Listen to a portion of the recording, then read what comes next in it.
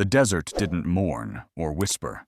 It watched, and beneath its hollow sky, a broken wagon leaned like a dying animal, waiting to bury Clara Whitmore alive. Long before the wheel snapped, before the dust swallowed the tracks of the men who left her, Clara had known this place wasn't meant for life. It was a country of thirst and silence, the kind that never let your mind rest, only cracked it open under the weight of heat and memory. And memory was the one thing Clara still had too much of. The wind had stopped blowing 2 days ago, as if it too had given up. All that remained was stillness so thick she could hear the shifting of dry beetle shells beneath the canvas. Once, the very word west had meant a thing to chase, wildness, love, freedom. Now it was the groan of old wood under sun-cracked metal and the smell of her own skin baking in its own salt. She hadn't slept. Not truly. Not since the 4th night when her body began to signal the coming of her boys. Not since the first drop of water dried in the bottom of her canteen. Not since she saw the look on Ellis Thatcher's face, polite, clean-shaven, regretless, as he said, "Mr. Bramwell sends his regards."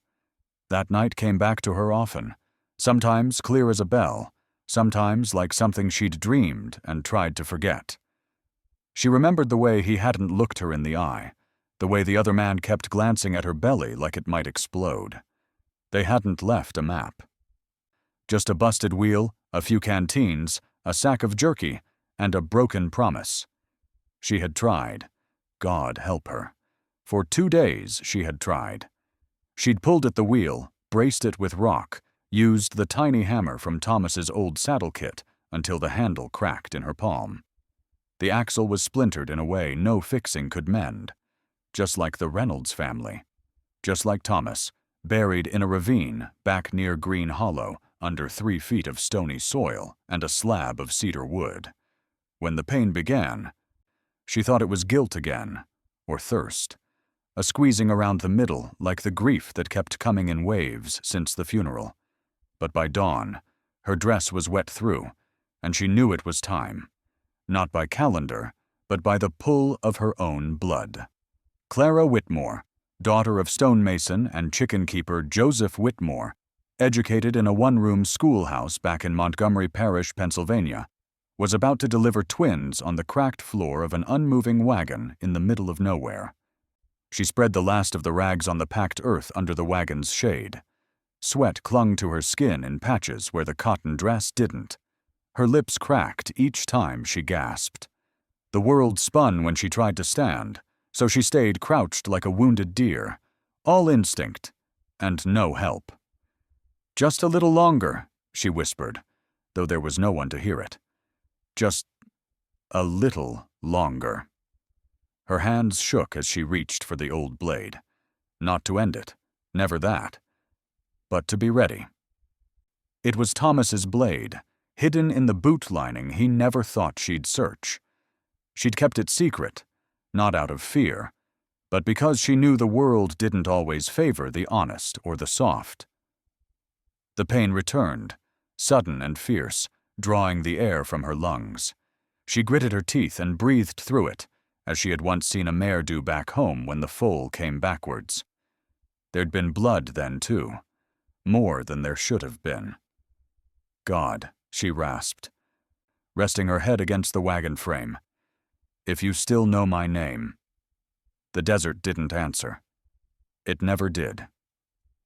Time passed in strange loops. She saw things. Her mother hanging linens back home. Thomas as he'd looked the day they arrived in Wyoming territory, the glint of his hair in summer light.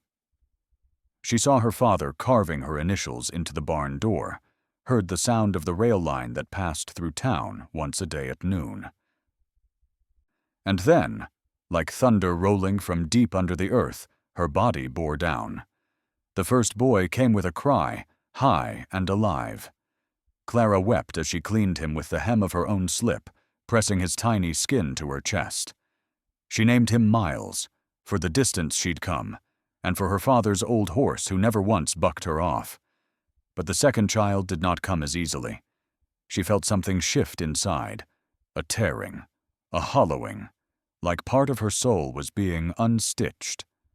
She screamed once, but her throat was too dry for volume. When the second boy came, he was quieter, his first breath a whisper more than a cry. Clara wrapped him gently, fear thick in her throat. She named him Eli, after her husband's middle name, for the man he might have been if not born a Bramwell. She lay back in the shade, both boys tucked under her arms, the knife still in reach. Blood pooled beneath her, too much for comfort. She knew the signs. Knew what it meant when the body didn't stop bleeding, when it kept weeping after the baby had come. She had seen it happen to a neighbor girl back in Montgomery Parish. That girl didn't wake up the next day. But maybe, if someone came soon, maybe the boys could be saved. She looked toward the horizon, toward the place where sand met sky and nothing broke the line. Her vision blurred. The air shimmered. Then a speck appeared, a blot against the sun, moving, slow.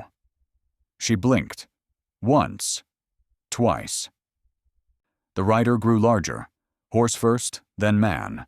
No white hat, no brass buttons, just braids down his chest and a rifle across his back, though his hands stayed open, far from the weapon. A warrior. Clara's heart leapt into her throat. The stories she'd heard, whispered in kitchens, told behind hands in church pews, came rushing back. Stories about what happened to white women alone in the wild. She clutched the twins closer, though her arms shook. Fear tried to wake her, but the blood loss had made her slow, stupid. The man dismounted, his steps cautious. He spoke in a language she did not know, soft syllables carried on a wind that had returned only to watch her die. Then, in halting English, he said, "You hurt?"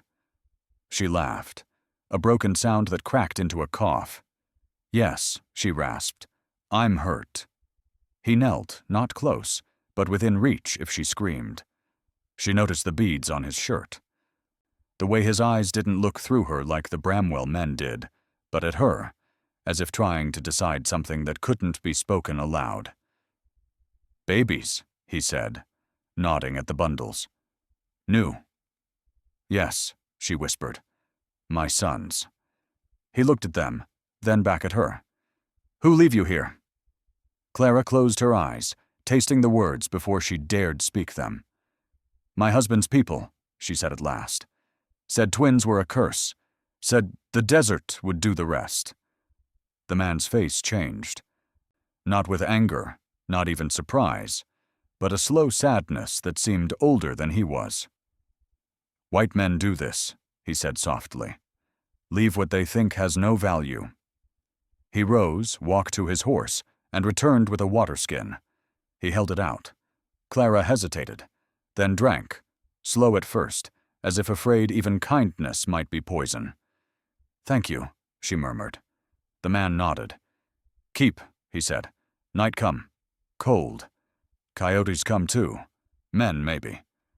"I can't travel," she whispered. "Not after—" "I know," he said. "You bleed too much. But stay. You die. Babies die." He looked toward the wagon, looked at her again. Then he said, "I take you. To my people. Medicine woman. She help." "Why?" Clara asked, voice catching. "Why help me?" The man was silent for a long while. Then, "Long ago, white soldiers killed my wife. She carried child." He looked away, then back. "No one helped. I could not reach her in time. Now, I help. It is not our way to leave one who still breathes." He began gathering what little she had, wrapped the boys in his own blanket, fashioned a sling to carry them against his chest. She watched, too weak to protest. "You ride," he said, pointing to the horse. "I walk. You too weak to hold babies," he added, as if reading her thoughts. "You fall. They die." With his help, Clara stood. The world spun. She nearly fell, but his hand steadied her. Then somehow, she was in the saddle, swaying. The smell of horsehair and dust in her nose. He led the horse gently. The babies were quiet in the sling. Occasionally he murmured to them in his language, soft, rhythmic. Clara listened. Her eyelids grew heavy. "What's your name?" she asked. He glanced back. "Tamata," he said. "It means, stands beyond fire." She didn't know what that meant, but she thought in that moment that she might live to find out. And then the world turned to blackness. They disappeared into the Badlands. The broken wagon left behind, a grave that never closed. As she faded, her last thought was of Silas Bramwell's cold eyes and the knife still tucked in her skirt, waiting for the day she would not be saved. The man who found her moved like the wind through canyon stone, quiet, sure, and impossible to stop. He did not speak again as the desert turned to dusk, just walked. Step after steady step beside the worn-boned horse, leading it northward through dry wash and sagebrush shadows, where the land narrowed into a winding ravine. The woman leaned forward, barely conscious, arms cradled over her middle as if holding her children from drifting back into the dark. Tamata said nothing of where they were going. He seemed to follow something older than trails, memory perhaps, or instinct. The sky bruised into purple as they entered a stretch of narrow canyon walls where only bats made their homes. Somewhere overhead, an eagle cried once, then vanished into silence. Clara stirred only when the cold began to creep up her spine. The pain came and went in waves, not sharp anymore, but hollow, as if her body had begun to go quiet, letting her soul wander out into the rocks before it settled into the stone. The twins, tucked against Tamata's chest in the sling of worn hide and cloth, didn't cry. They were too still, too warm in sleep to be real. A campfire burned low ahead, barely visible beneath a shelf of rock. There, in the bowl of a hidden basin, lay Warm Spirit Springs, a place spoken of only in the language of the Shipakai, known even to few of them. The water trickled from stone like breath, hot from some unseen fire beneath the earth, pooling in shallow basins worn smooth by time and use. The spring had fed warriors, birthed daughters, and cradled the dying for generations. Tamata gave a short whistle, and shadows moved from behind the flames. Two figures approached, one tall and watchful, the other small and barefooted. Stepping over gravel like it knew her, the tall one had eyes like coals and a braid that nearly brushed the ground. Stone Dove, keeper of medicine, judge of truth. She was older than Tamata, and held no fondness for white blood, but she was also the kind of woman who did not look away from pain. The smaller was Nemaya, a girl not quite grown, whose voice was rarely heard above a whisper, but whose eyes caught everything. "She bleeds," Tamata said quietly. "But the children live." Stone Dove did not answer right away. She stepped forward, pulled back the flap of cloth across Clara's chest, and looked at the babies swaddled beneath her arms. One opened his mouth and whimpered. The other did not. "This woman is not one of us," the older woman said after a beat. "Yet she is marked by the land. We'll take her." Nemaya led the horse by the bridle, while Tamata lifted Clara from the saddle. Her body was limp in his arms, still breathing, but barely. The warmth of the spring hit her skin like the memory of something forgotten. Water lapped at her ankles as they set her in the shallows, the edge of the sacred pool. Stone Dove crushed herbs between stone and hand, whispering low prayers in the old tongue. Clara didn't understand the words, but she understood the rhythm. The cadence of a life lived in circles, not lines, not like the tracks her husband's family followed, where money and blood led everything, and mercy came last, if at all. Her wounds were tended in silence. Hands moved over her with practiced care, not gentle but true. The knife remained beneath her gown, untouched, still hers, still waiting. By morning, her fever had broken. She woke beneath a roof made of sinew and bark, her head wrapped in a cloth soaked in lavender and moss. The twins were nearby. She could hear their breathing before she opened her eyes. They were alive. That much she knew in her bones. She sat up slowly, wincing. Her body had become something else entirely, raw, sore, hollowed out, and filled again with something new. Not strength, not yet, but the shape of it. The shelter was small, barely large enough for three. A carved wooden bowl sat near her elbow, half filled with broth. Next to it, folded linen cloths soaked with blood and herbs. A soft hum outside. Voices, laughter, the sounds of a life she wasn't part of. Not yet. When she stood, the dizziness was manageable. She used the pole frame to steady herself, then stepped out into the morning light. The camp was alive with movement. Children ran barefoot between lean-tos, carrying pots of water from the spring. Women stirred cornmeal over fires, pounded roots, strung fresh fish on low racks to dry. It smelled of smoke, cedar, and something deeper, the scent of people who had never stopped surviving. Tamata stood across the clearing, speaking to a man in his own tongue. When he saw her, he nodded once, but did not approach. Nemaya came to her side. "You walk," the girl said softly. "Good."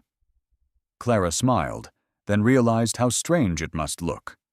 A white woman in a torn dress, holding herself like something fragile, surrounded by people who'd seen too many winters to be surprised by anything. "Where are the boys?" Clara asked. Nemaya pointed toward a nearby shelter. "With Dove." Clara hesitated. "She doesn't like me." "She doesn't know you," Nemaya replied. That was fair. Clara wasn't sure she knew herself. Inside the shelter, Stone Dove sat cross-legged, the twins asleep in her arms. She did not look up. "They eat," she said. "Sleep well." "Thank you," Clara said. The old woman set them down gently, then turned her eyes toward Clara. "You still carry what was done to you," she said. "You must decide if that is what you want your sons to learn." Clara didn't answer. Not then. She sat, watched her sons breathe, listened to the quiet between the words. That afternoon, she helped grind corn, learned the words for water, blanket, and mother. Tamata brought her a fresh robe, soft buckskin, worn at the seams but clean. She accepted it without protest. Nemaya taught her how to fasten the sling for carrying babies on the back. "They sleep better with heartbeat," she explained. "Not only yours, any heartbeat." That night, Clara dreamed of her father, of the way he used to carry her in the winter, wrapped in wool, while the snow fell across Montgomery Parish. She hadn't thought of him in years, but now his face returned, older and kinder than she remembered. She woke with tears on her cheeks, and for the first time in weeks, the tears weren't from fear. Days passed. Clara grew stronger. She learned to tie fire bundles, to mend a cracked pot with tree sap and cloth. She listened more than she spoke, but not everyone in the camp accepted her. Some watched her with suspicion, others with pity. A few with thinly veiled disdain. Her skin marked her as something foreign. Her silence made her stranger still. One boy threw stones at her when she bent to draw water. Tamata saw it, said nothing. But the next morning, the boy's father came to Clara with a loaf of sweet cornbread and left it by her fire. Clara understood what that meant. She left a strip of cloth beside the water basin that afternoon, embroidered with one of her own thread-stitched roses. Stone Dove said nothing when she found it. But later that evening, she placed the cloth in the twins' cradle. A week passed, then two. Then came the lullaby. One night, Clara woke from a shallow sleep, sure she'd heard the babies crying. She stumbled out of the shelter, bare feet cold against the packed earth. The sky was cloudless, full of stars. Fires burned low in scattered pits. She followed the sound, not crying, but singing, and found Nemaya sitting beneath a pine. Both twins cradled in her arms. She was singing in her tongue, words Clara did not understand, but somehow felt. The boys were still. One had his fingers wrapped in Nemaya's braid. The other had his cheek pressed to her collarbone. Clara stopped a few feet away, uncertain. Nemaya looked up and smiled. "They like songs," she said. "This one from when I was small." Clara stepped closer, sat slowly beside her. "What does it mean?" she asked. Nemaya considered. "Hard to say in English, but it means, a name ain't for what you were, it's for who you're becoming." Clara felt something shift inside her chest.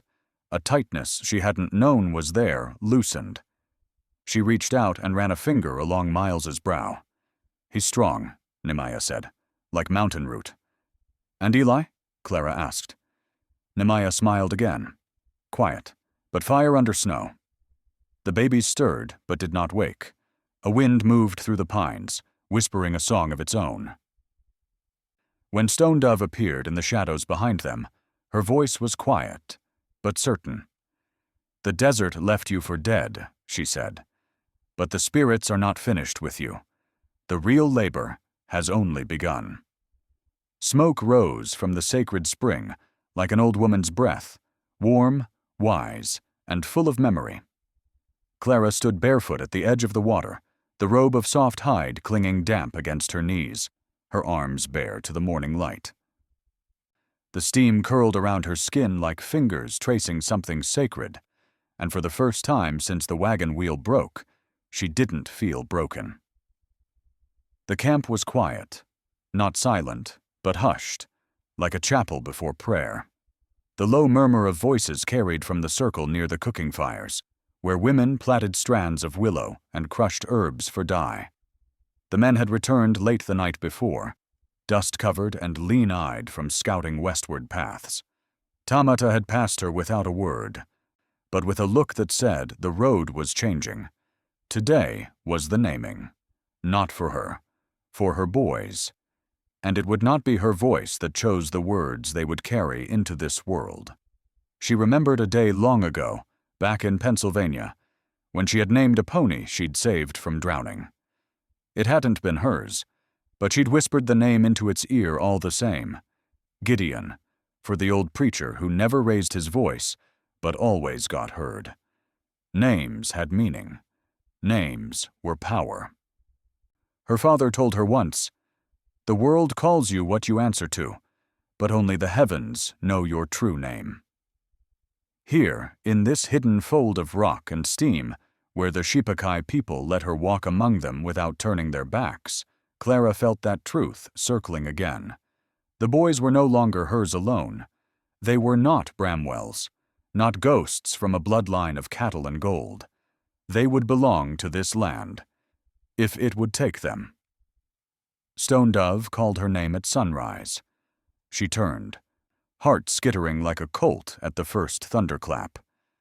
Nemaya stood beside the elder, arms full of soft cloth and painted beads.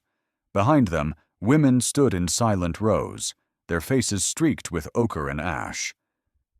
"It is time," Stone Dove said, voice not unkind. Clara nodded. Her legs were steady. Her spine was straighter than it had been in weeks. The robe she wore had belonged to a woman named Luma, gone now 20 winters. Its edges had been restitched, its colors faded. But it held weight, not just in fabric, but in memory. The twins were brought forward, swaddled in bark cloth, and carried by 2 girls no older than 10. Their eyes were wide, reverent. Clara's breath caught when she saw the boys. Their skin was pink and golden from sun, their hair darkened at the crown. They looked nothing like Silas Bramwell or his father. They looked like themselves. A circle had been drawn in the red earth, petals scattered at its center. A carved feather placed between 2 stones at the north end. Clara stepped inside. Stone Dove took the boys one by one, holding each toward the rising sun. The first, she said, came screaming, demanding breath. His voice was made of stone against wind. He will not be silent, not even in sorrow. The crowd stirred. Clara felt her pulse in her throat. He shall be called Whisper of Stone, said the elder, for his strength is quiet, but unmoving. Gasps followed. Murmurs rising like wind through cattails. The name echoed off the stone walls like a prophecy spoken too soon. The second child was held higher, gently, as if made of something softer. This one. He did not cry. He watched. He listened. He held breath like a secret. Clara clenched her hands. He will walk where thorns grow. He will find beauty in pain. He shall be called Light Between Thorns. The crowd bowed their heads. No one spoke. Tamata stepped forward from the shadows then. He had not been part of the ceremony until now. His face was unreadable, but Clara noticed the way his jaw tightened, not with anger, with memory. These boys, Stone Dove said, come from the windless place between mercy and fire. Their mother bled, but did not break. She is no longer guest. Clara's breath hitched. The words settled over her like a warm pelt, heavy and soft. You will walk among us as kin, the elder finished, not because of blood. Because of choice. It was not joy Clara felt. It was something deeper. Acceptance, not given, but earned. The crowd broke into quiet celebration. Children darted between legs. Fires crackled anew. Food was passed, dried plum cakes, sweet maize, and bitter tea that smelled of cedar and copper.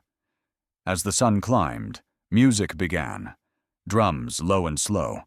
Nehemiah showed Clara how to tie a red thread around her wrist, a symbol that she had been named by the camp. Tamata did not dance. He sat near the outer ring of the circle, carving something into bone with his knife. Clara did not approach him. Not yet. Later, as dusk folded itself into the valley and the last fire sputtered in the wind, Tamata found her by the stream. She was rinsing cloth, the twins asleep on a mat nearby. The water sang over stone, soft and persistent.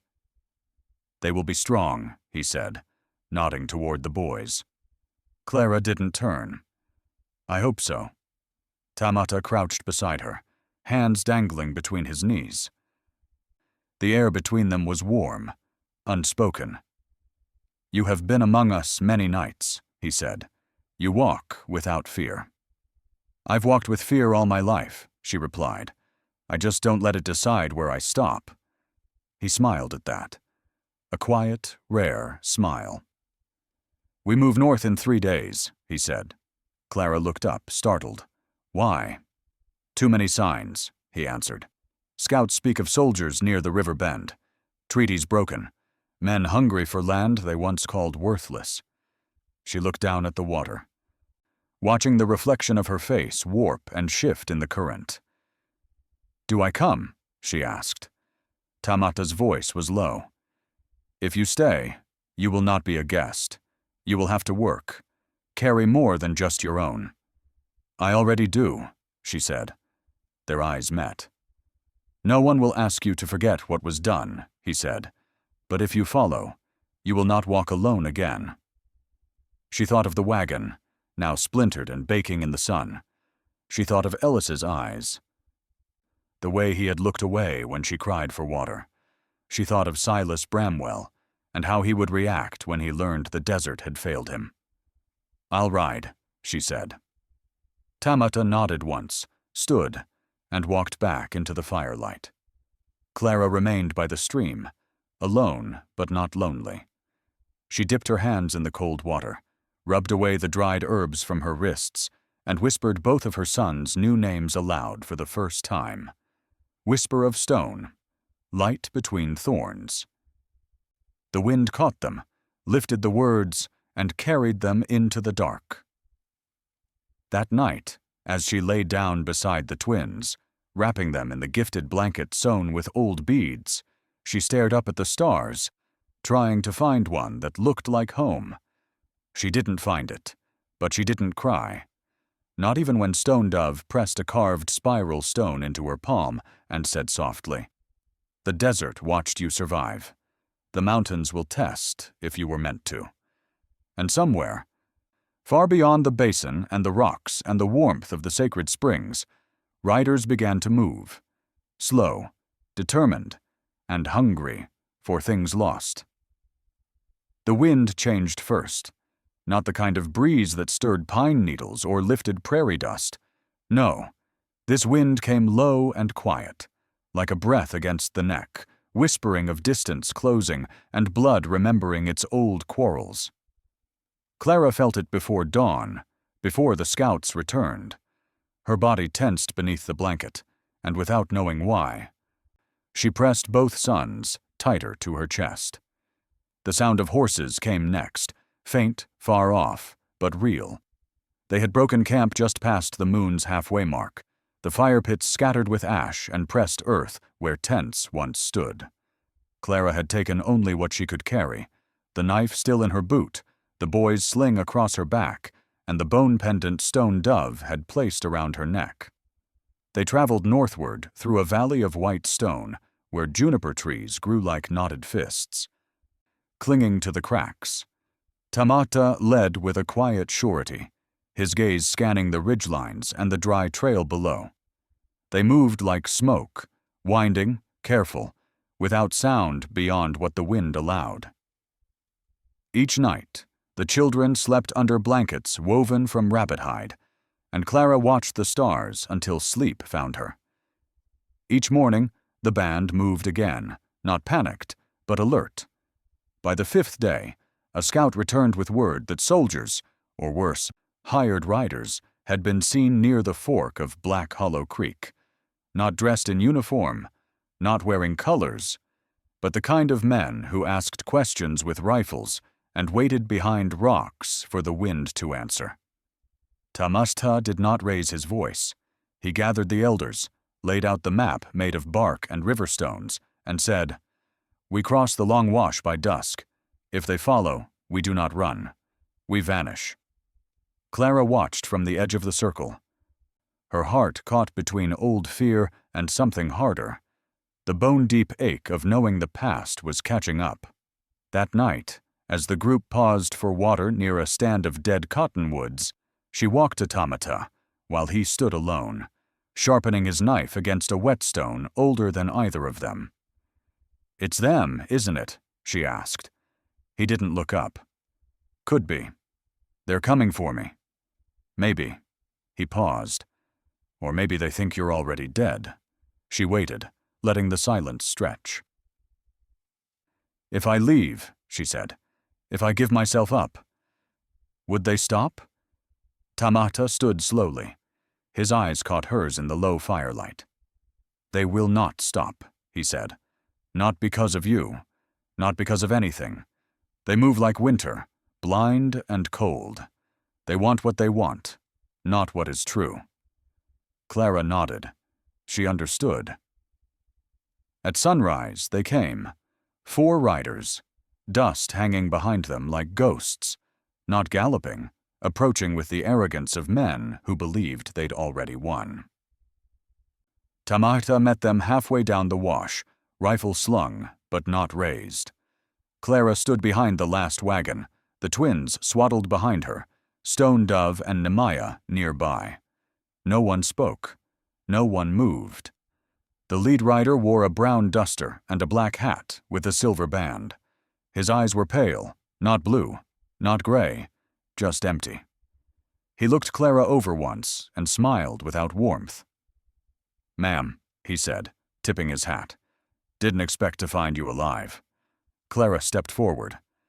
"Silas Bramwell send you?" she asked. The man shrugged. "He sends silver. Doesn't matter whose hand carries it." The second man, shorter and stockier, leaned in the saddle. "We don't want trouble. Just want what was paid for." Clara's voice didn't tremble. "I wasn't paid for." "You were bought, lady. You just didn't read the terms." The man's grin stretched too wide. "Them boys, Bramwell wants 'em back. Says they got his blood. says they're his to raise." Clara's breath caught, but she held her ground. "They're not. Don't matter," the third rider said. "We take 'em. We ride. You stay, or don't." Tamata stepped closer. "No one here belongs to you," he said, voice low. The lead rider looked at him with the same empty eyes. "Ain't my quarrel with redskins," he said. "This is white folk business." Clara stepped forward, past Tamata. Her boots crushed dry sage. She held her arms open. No weapon. No gesture of surrender. Just a voice sharpened by desert and betrayal. "They left me to die," she said. "They buried my name with the dust. They can't have what rose from it." The lead rider tilted his head. "And what if we take it anyway?" Clara reached slowly into the hem of her skirt and pulled the knife, Thomas's knife, clean and sharp as memory. She didn't raise it, just held it in both hands like a book, or a cross, or a verdict. "You'll have to carve it out of me," she said. Behind her, Stone Dove's voice rang like a bell. "She is of us now." The air went still. The riders didn't laugh, didn't move. Something in the tone had changed, something in Clara's face, in the way the people behind her had formed a wall of quiet resolve. The lead man nodded once, and without another word, turned his horse. The others followed. They rode off slow, but their eyes lingered, like wolves pretending they hadn't smelled blood. As dust settled, Tamata let out the breath he'd been holding. "You spoke," he said. Clara sheathed the knife. "They thought I was something they could return. I'm not." He smiled, a rare, solemn smile. "No," he said. "You're something they'll never understand." That night no one slept early. Fires burned longer. The circle of guards stretched farther. Clara sat with her sons beneath the stars, listening to the wind. She didn't cry. She didn't shake. But her mind returned again and again to one truth. Silas Bramwell knew she was alive. And he wouldn't send riders next time. He'd come himself. Rain came hard and sudden, as if the sky had been holding its breath since Clara opened her mouth in defiance. The first drop struck just past midday, soft as dust at first, then thick, heavy, soaking the earth in minutes. The smell of sage and old stone rose sharp in the air. Thunder rolled low behind the canyon ridge. A long guttural sound like a warning dragged across the mountains. Clara sat by the fire circle, hunched over a pot of soaking roots, sleeves rolled up, hair sticking to her cheeks. Around her, the camp moved fast.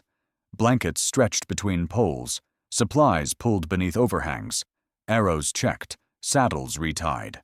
Not panic, not disorder, just motion, intent, survival. The night before, after the riders had left, Tamata gathered his circle and shifted the trail. They would break off from the river path and disappear into the folds of the pine forest, riding over the old stone bridges no one used anymore. The ones even the army maps had stopped marking. It would buy them time. But it meant moving faster, tighter. The babies fussed more now. The rain unsettled them. Clara kept them close, wrapped in dry cloth beneath her coat, humming quiet to still their nerves. She too felt the change in the air, not just water and wind, but eyes, watching, waiting. Tamata rode ahead with 3 scouts. They would find the fork that led toward the ancient circle of pines, the grove said to hold the bones of great-grandmothers and the echoes of prayers never answered.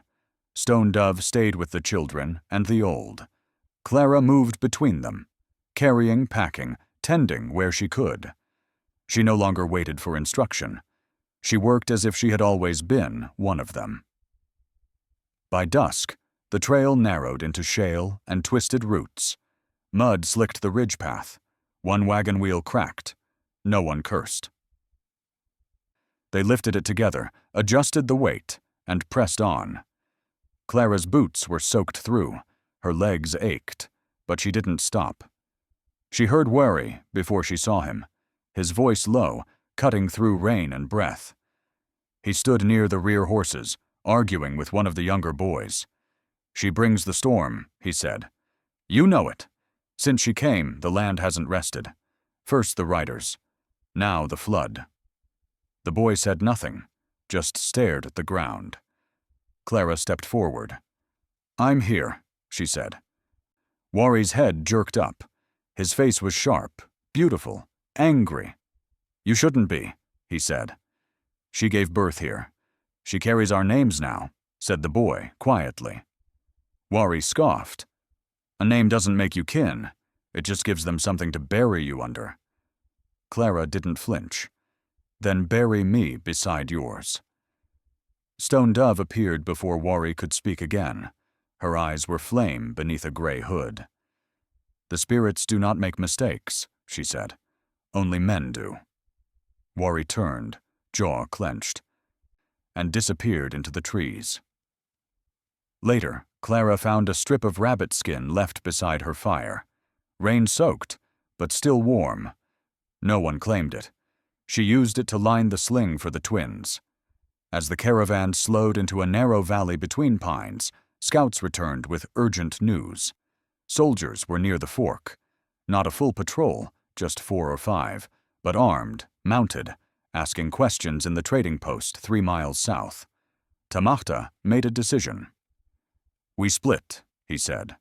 The council murmured. He raised a hand. "They expect us together, so we scatter. 2 groups. One carries the children and elders. The other draws the trail." Clara knew, even before his eyes landed on her, which group she would join. Stone Dove pressed a pouch into Clara's hand. "What is it?" she asked. "To quiet them," the old woman replied. "If you must hide, if they cry." Clara looked at the twins. Their eyes were wide, alert, alive. "I won't," she said. Dawn broke cold and slow. Mist hung low across the forest floor. The trees crowded tighter the farther they moved, their limbs like reaching hands draped in moss. The group Clara rode with was smaller now. 8 women, 5 children, 2 old men. Nehemiah walked ahead with a bow across her back, eyes sweeping the fog. Rain That Waits, the quiet weaver with the scar above her collarbone, took Clara's arm once when she stumbled. "We stop at the caves near the circle," she whispered. "Old place. Safe." The ground turned soft with fallen needles. Silence grew heavy. The babies slept against Clara's chest, breaths matching the rhythm of her steps. For hours, nothing moved but fog and birds. That evening, Rain That Waits offered her a share of smoked roots, then sat beside her without asking. The fire was barely a flicker beneath their lean-to. "My husband," she said without preamble, "traded me for 2 horses. I bore him a child that died in winter. He said it was weak, like me." Clara didn't know what to say. She waited. "When I left, no one followed. I found this place. They let me stay. Then they let me speak." She looked at Clara. "You carry shame like fire, but fire can be tended, or it can burn everything down." Clara swallowed. "I'm trying." Rain That Waits nodded. "Try less. Trust more." They heard the horse first, not one of theirs. The sound of a single rider on wet earth, hoofbeats soft but wrong. Clara stood, heart pounding. Nehemiah vanished into the trees. The children were pulled into hiding. One of the old men lifted his walking stick like a rifle, though it was nothing but carved cedar. Then he appeared. A man in a brown coat, soaked from shoulders to boots, beard trimmed, eyes familiar. A figure Clara knew even before he spoke. Ellis, Silas Bramwell's foreman. He sat his horse like he owned the woods. When he saw her, he smiled. "Well, ain't this a sight?" he said. Clara stepped forward before anyone could move. "Don't," she said. "You're alone. That means you're sent to talk, not to take." Ellis laughed. "I always liked how you think." Rain that waits drew an arrow but did not notch it. Ellis dismounted. His boots sank into the moss. Silas thought you were gone. Dead, maybe. But when the riders came back and said a white woman with 2 babes stared them down. He shook his head. Well, he didn't believe it. Not at first. Clara kept her eyes steady. What do you want? Ellis's grin faded. He wants them. The boys. Says he's got a right. They're not his. He says otherwise, and he's got law on his side. The law left me in the dirt, Clara said. Then maybe this is about something else. He took a step closer. The twins stirred in the sling. I tell him they died, Clara said suddenly. Ellis blinked. I tell him I buried them in the canyon, that the desert took them, that I marked the grave myself. He studied her face. Looked at the babies. You lying.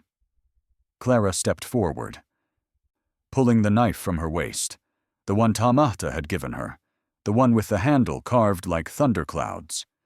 No, she said. I'm finished lying. Ellis looked at the blade, at the women behind her, at the fog. He backed away. Fine, he said. You want to play ghost? Be my guest. He mounted again, adjusted his coat. But he'll keep coming, he called. Blood like that don't stay buried. Clara didn't answer. She watched him vanish into the mist. Horse hooves swallowed by pine needles and silence. Only when he was gone did she lower the edge of steel. Rain that waits exhaled. You should have cut him. No, Clara said. I wanted him to remember I didn't. They broke camp before nightfall. The caves lay ahead, hidden in the folds of the forest near the circle of pines. They would rest there, regroup, wait. But Clara knew it was not over. There was no path in the forest, only faith in those who had walked it before. Mist clung low to the earth that morning, thick and silver like breath drawn from the lungs of the mountains. Pines leaned close together, their branches whispering ancient things in the wind. Clara moved with care, one hand against the rough bark, the other cradling the sleeping weight of Whisper of Stone against her chest, while Light Between Thorns nestled against her hip. Her footsteps made no sound. None dared to. She thought of her father again. Those mornings in Pennsylvania, when he'd taken her hunting before dawn, taught her how to look for deer tracks not on the ground, but in the quiet of a broken cobweb, in the way a fern leaned just off-center. The best trails aren't seen, he had told her. They're remembered. And now she remembered. The trail curved sharply, then vanished behind a tumble of moss-covered boulders. Nemea raised her hand, a signal. They waited, then moved again, single file, always east now, toward the grove.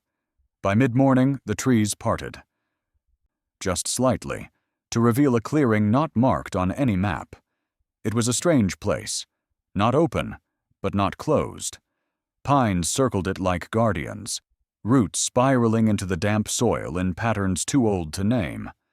A stillness lived there that was not fear, but memory. The circle of pines, rain that waits, whispered beside Clara. We do not shout here. We do not lie. A narrow cave mouth yawned between 2 large rocks at the far edge, low and narrow, barely visible from any distance. It could shelter them, for a time. The children were brought inside first. A fire was coaxed from wet pine cones and dry bark scraped from inside the cave's ceiling. Smoke crept up the cracks in thin gray veins. Clara wrapped the boys together and laid them atop a bed of dry leaves padded with cloth. She kissed both their foreheads, then sat beside them, knife resting in her lap. They did not speak of what would happen if the riders came. They all knew. Nemea and 2 others took positions beyond the tree line, boughs at the ready. Rain that waits busied herself pressing crushed roots into strips of linen, staining them deep red, medicine or warning or both. By late afternoon, the mist began to lift. The light grew sharp again. The sun poked its eye through the clouds, and steam rose off the bark, like ghosts rising to stretch. Then a sound broke the still. Hooves. Not many. One rider. A familiar one. Clara stood even before he broke the tree line. She knew that gait, that stance. It was Silas Bramwell. He came without pretense, riding a lean sorrel horse, rifle slung but unraised. His coat was clean, too clean for the wilderness. His boots gleamed with polish. He had shaved, combed his hair, and carried the weight of a man who believed he had already won. When he dismounted, he looked at her like a merchant eyeing damaged goods. "Clara," he said. She didn't answer. Behind her, someone knocked an arrow, but she lifted a hand. Not yet. He stepped closer, nodding toward the twins sleeping behind her. "They live," he said. So the stories were true. Clara remained still. Silas tilted his head. "You should have stayed dead. It would have been easier." "For whom?" she asked. He didn't answer. His eyes drifted past her to the cave mouth, to the others now emerging, women, 2 old men, one with a crooked staff. Not warriors, not threats, just witnesses. Silas turned back. "I paid for you," he said. "Maybe not in coin, but I made you safe. I married you. I gave you land. And you repay me with this wilderness. You left me to die." He blinked. "I let nature decide what you were strong enough to survive." Clara stepped forward. Her voice did not rise, but the ground beneath her seemed to hold still.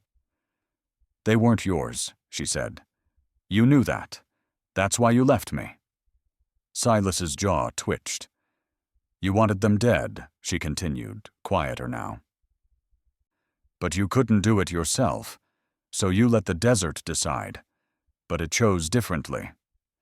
He reached slowly for his belt, not fast, not yet threatening, and drew out a folded paper. He held it like a declaration. "I have the law," he said. "Signed. Notarized. I can take those children and leave, and not one of these savages will stop me." Rain that waits moved then, stepping forward. "Call us that again," she said, voice like steel on granite.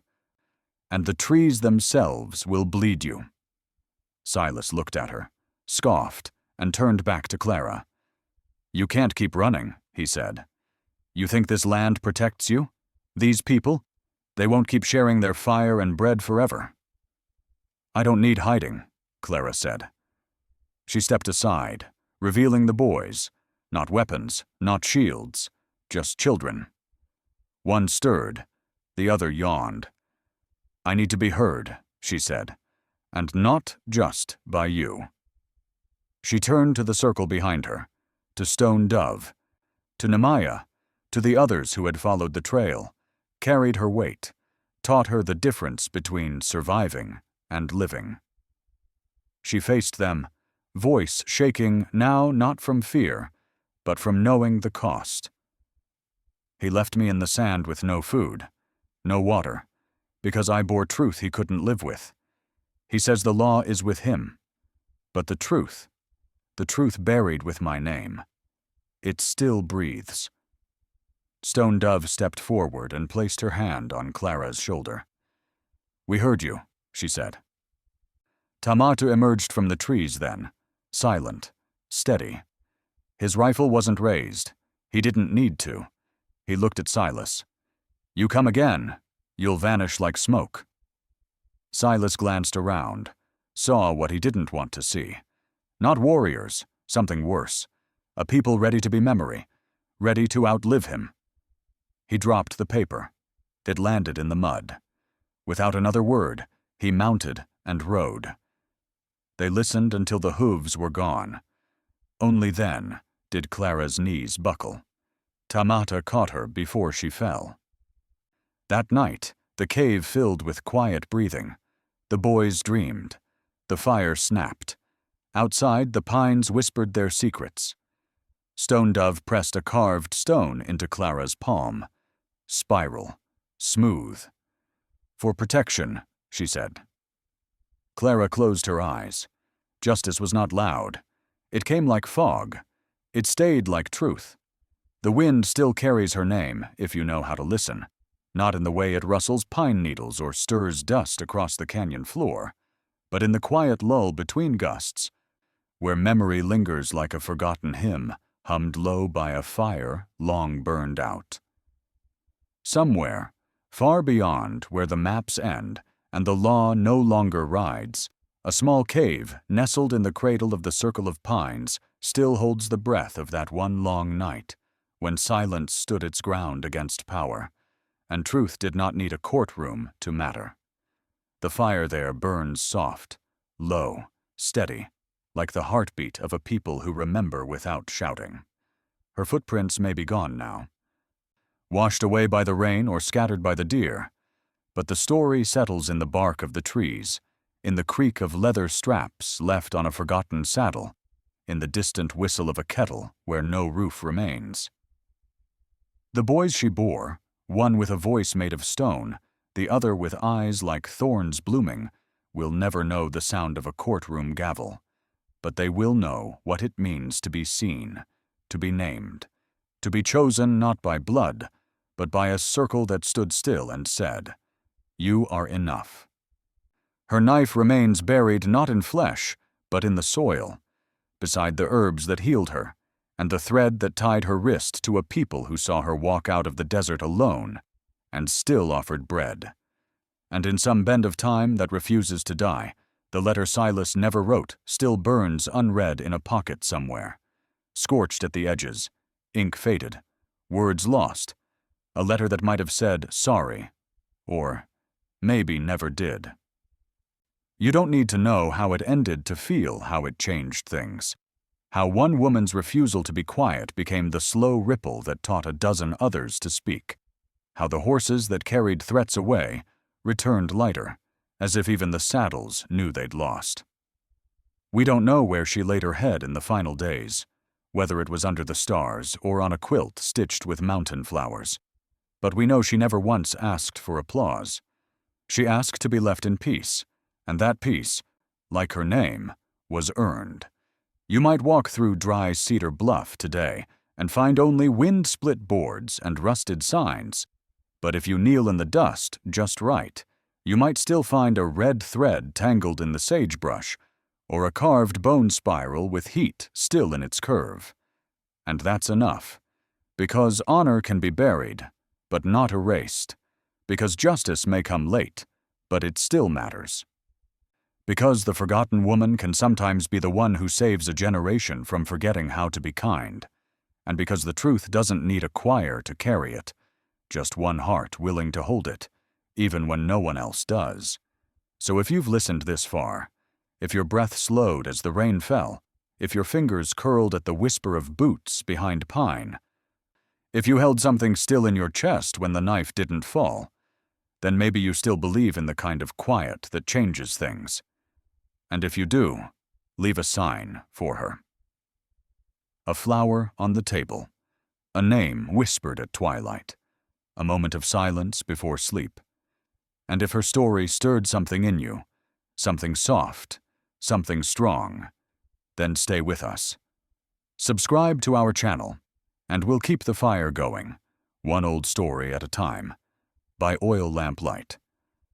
As the horses shift in the dark and the wind hums on through the west,